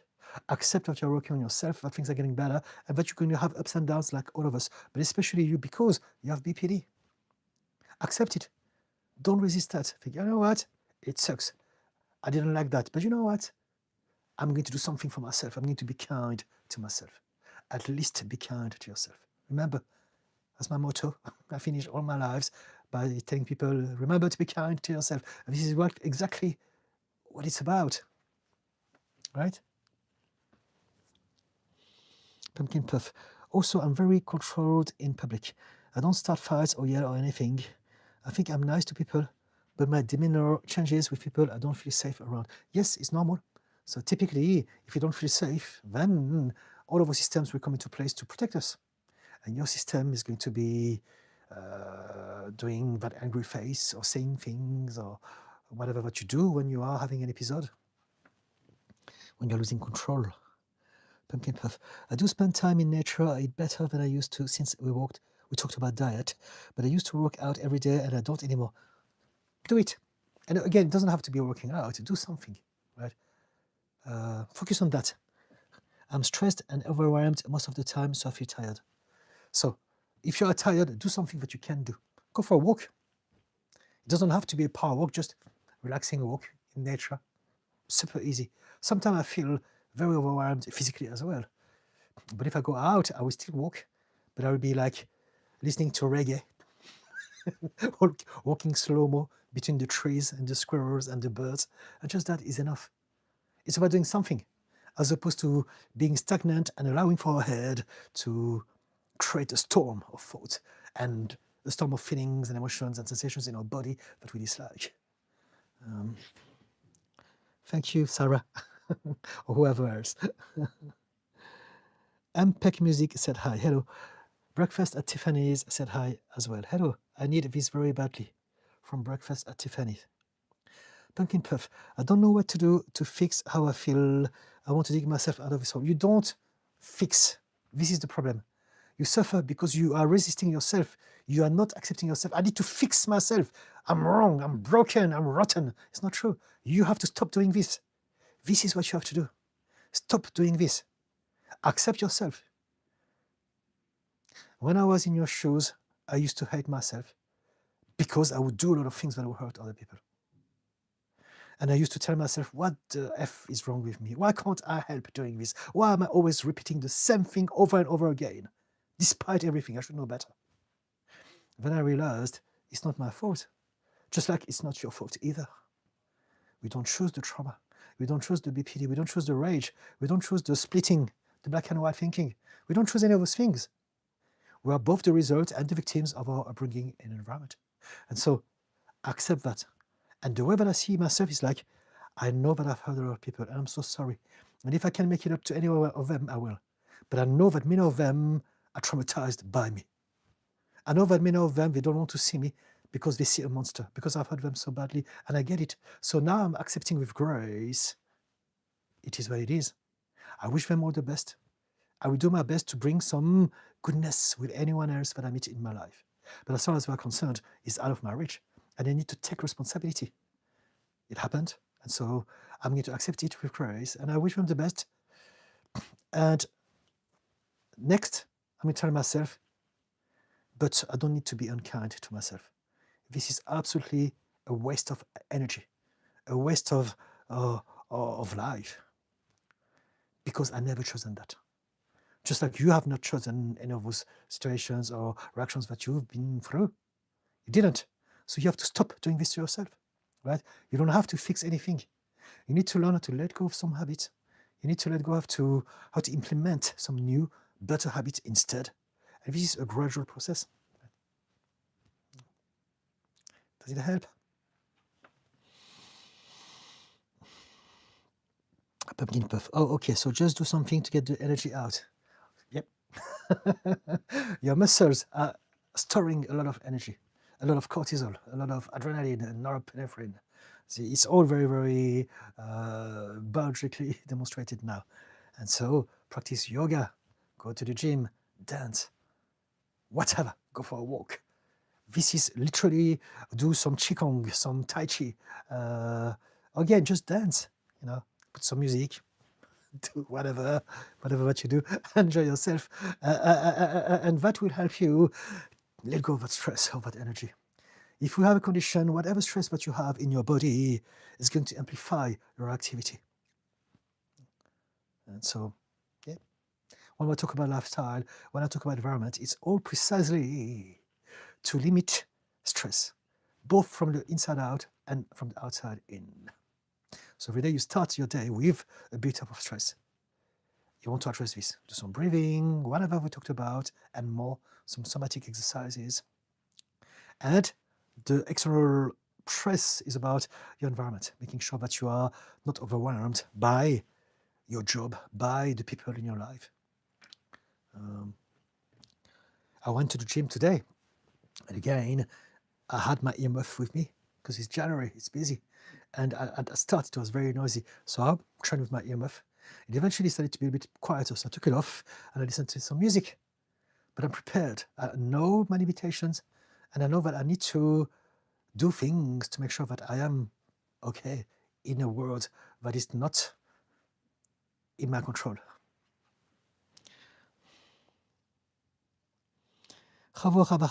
When I lose control, even if it is because someone proves a limit harshly, how to calm but be assertive calmly.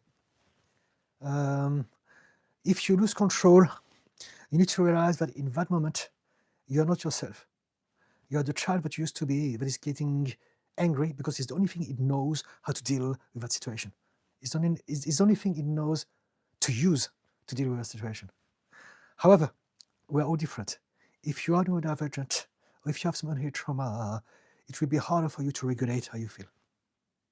If not, you can practice mindfulness, do some breathing technique, and you can learn how to relatively quickly kind of decide your emotional state and your mental clarity the next moment. But for many of us, it's going to be very hard if we had some trauma, if we have some conditions, if we're on the spectrum of autism or ADHD, all of those things and more are the problems. The reason why we suffer is because many of us, we can't regulate our emotions because of whatever happened to us for developmental years. And so for me to answer your question, I would need to know more about you, perhaps. Yeah.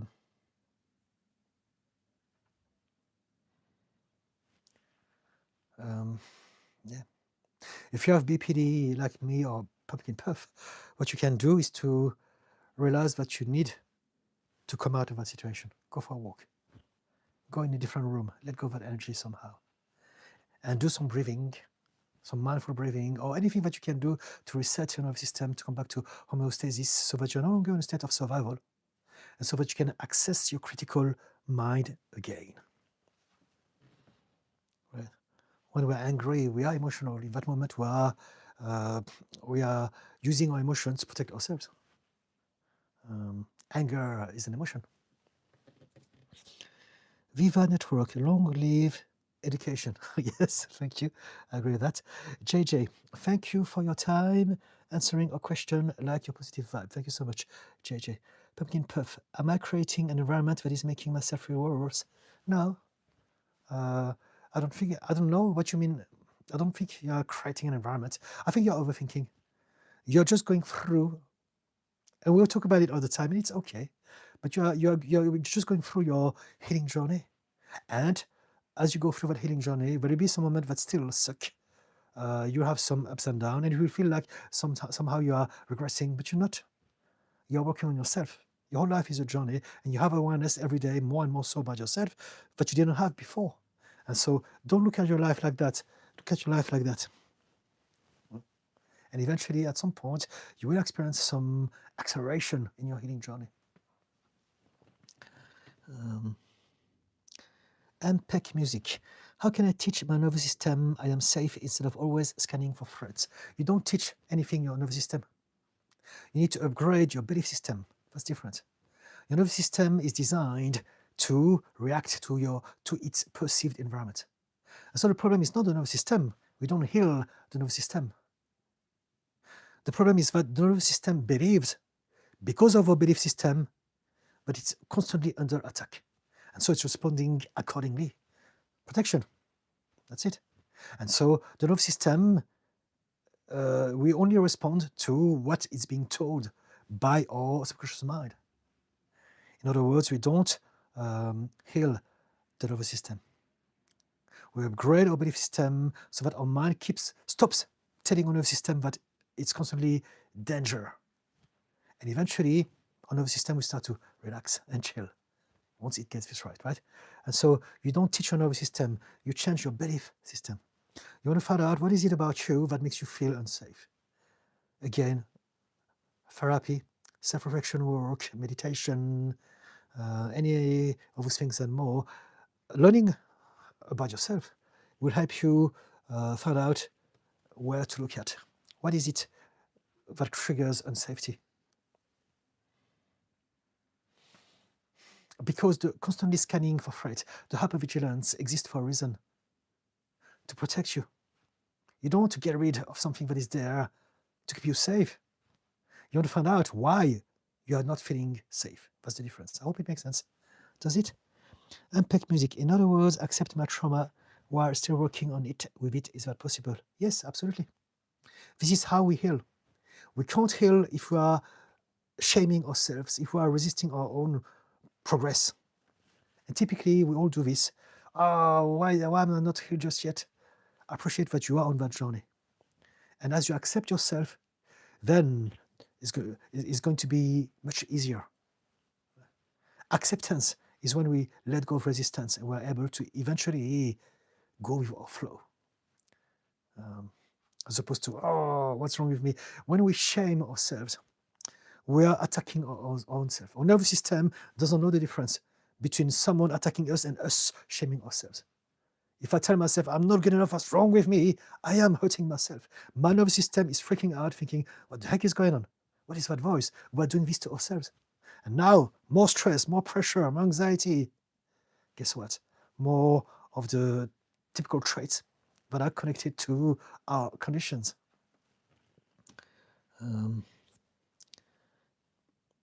Does it help? Any one of you guys? Hummingbird, I would love your help with my daughter in a relationship that is making her depressed, but she continues to stay. Okay, so for me to address your daughter, I will need to speak to her. If you want to tell me about your daughter, I can only address how you feel about it. But because I'm only talking to you. But we can talk about this if you want. Pumpkin Puff. Exactly what you said is also how I feel. I'm either so angry or so sad because I hate that I am who I am. So you are hurting your own self. You are putting sticks in your own wheels. And I know that it's difficult. I know that it's not easy because it's a habit. But realize that this is it. This is what you need to work on. This is your priority. This is the one thing that is driving you nuts. It's that inability to accept that this is who you are. And it's not your fault and it's okay.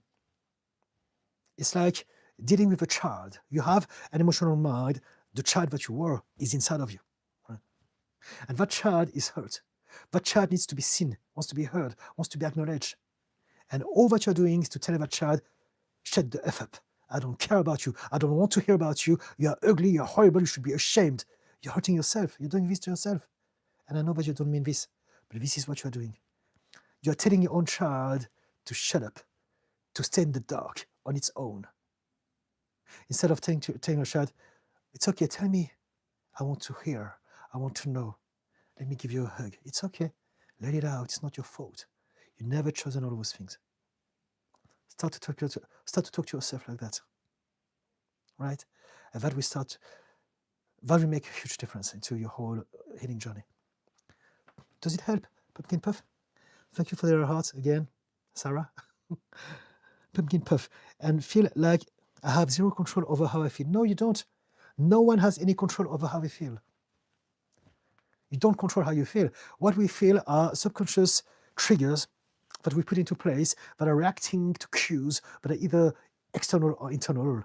And so we don't control anything. What we do, we understand how our system works, and then we upgrade the triggers, the buttons, the switches. That's what we do. But you don't control how you feel. It's impossible. No one can. If people are staying calm, it's because they don't have your problem. For them, it's easy. They don't have the BPD, they don't have the rage, they don't have the trauma. For them, it is easy. Not for you, not for me, because we're different.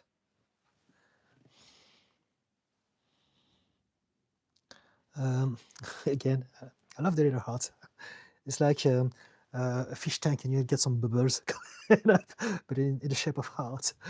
And I feel like I have zero control over how I feel. People say you can decide what affects you, but I don't know how to just let go. No, they're talking rubbish. They don't have empathy. They don't realize that we are different. They're saying, because I don't feel pain, you can't have pain. It's not true. No, we're different. You have pain. Your pain is valid. You are valid. Forget about them. They don't know. They're ignorant.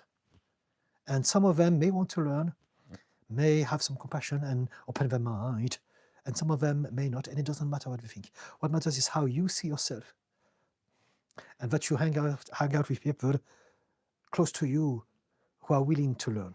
It's very important, right? But we talked about it, and I know that your husband is willing to do this. You're working together, right? Sarah, I love dancing. Yes, dancing is awesome. Pumpkin Puff, yes, you are making sense, and I appreciate you so much, Didi. Thank you, Pumpkin Puff. Pumpkin Puff, if I didn't feel numb, I'd probably cry right now, to be honest. Cry, let it out. If you have some tears, let it out. Crying is an expression of yourself. There's a part of you that wants to be seen and heard. So let the tears out. Do the ugly tears. It doesn't matter. You are letting the energy out. You will feel so much better. People don't realize that when we cry in our tears, they're literally endorphins, which is a chemical that exists to soothe us from physical and emotional pain. So when you cry, you are literally having a natural painkiller. So when we don't cry, we're hurting ourselves. Winnie Eileen, Pumpkin Puff, you have a very cute username. Wishing you good luck. Thank you, Winnie. How to finally go to my dream of making my company, and how to upgrade your nervous system to be more focused and motivated. So it's a journey that is different for everyone, right? There's no magic wand or magic pill or magic formula that works for everyone. This is the lies of capitalism and Western society that makes us believe that such things. It's not. We want to understand the big picture of ourselves.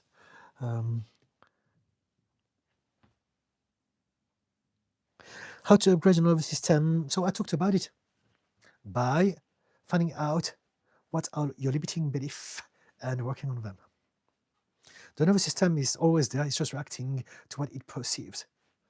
So what you want to change is the filters that is giving that perception that it needs to stay on a protection mode, as opposed to chill, growth, expansion, creation. Pumpkin Puff, I've been reminded by my dog that she's here to help me feel better. Fantastic. I need to remember this more. Yes. Yes. Y317, how can I change my thoughts? I'm always thinking the worst and scaring myself as spiral into a dark place. You don't want, yeah. So it depends. I'm coming to the end of the live. I've got 6 minutes left. Would you mind coming back on my next live stream so that I can give you full attention? Because there's a lot of different ways to look at it, and I'm not sure that I'm going to be able to do this in such a short amount of time.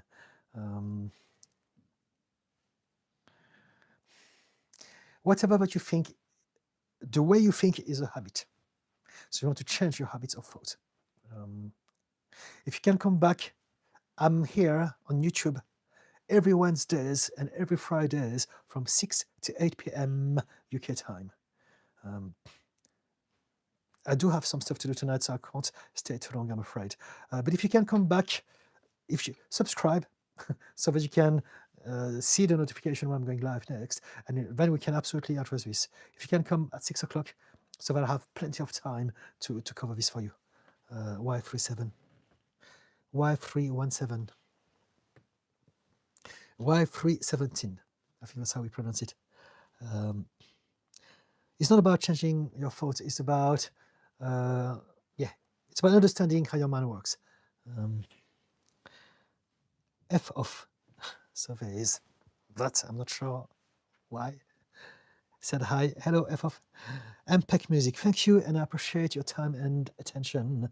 My nervous has been scanning since a kid, and I've adapted to it as a baseline for normal. I started therapy 9 months ago, etc. I'll be in touch. Okay, good on you. Good on you for seeking professional help. Fantastic. And thank you for the kind words. Yes, and you talk about normality, and I want to address this very quickly. I was having that conversation today with my husband, and we don't realize that we take everything for granted and normal because it's all that we know. And the moment we start to heal, we realize from us that there's nothing normal about it. And so, yeah. Why 317? Maybe I need hypnotherapy. Maybe we can talk about it if you want on my next live stream, or if you want to work with me, do send me an email. There's a link on my bio to my website. So options. Pumpkin puff. Oh, that actually did make me sad. I don't want to leave my child self in the dark, which is how I grew up. There you go. Remember this, pumpkin puff. Visualize that. You're doing this to yourself. You're doing the last thing you want to do to yourself, right? And you're doing it. You didn't know. Now you do. Stop doing this. Stop shaming yourself. Stop pressurizing yourself. Be kind to yourself. Accept yourself as you are. Accept that child as he is. And eventually, you will feel better about yourself. And as you feel better, things will start to become easier. Thank you for the heart. Pumpkin puff, more hearts. Hummingbird, my inner child hurts for her and myself when I experience her pain. Should I just be kind to both of us? It's always a good idea to be kind if we can do this. Not everyone can, but if you can be kind, not nice, but kind, then that's a good thing to do. Y317, okay, thank you so much. Thank you. I really want to address your thing, but I want to be comfortable. I don't want to rush it and to feel pressurized. I hope you understand. Katie, okay. Hummingbird, have the best self-caring weekend. Thank you. Same to you. Until when do you carry consequences of my partner's still traumas from bad relationships? ? Even if he's getting better and healing and conscious, love changes, but ...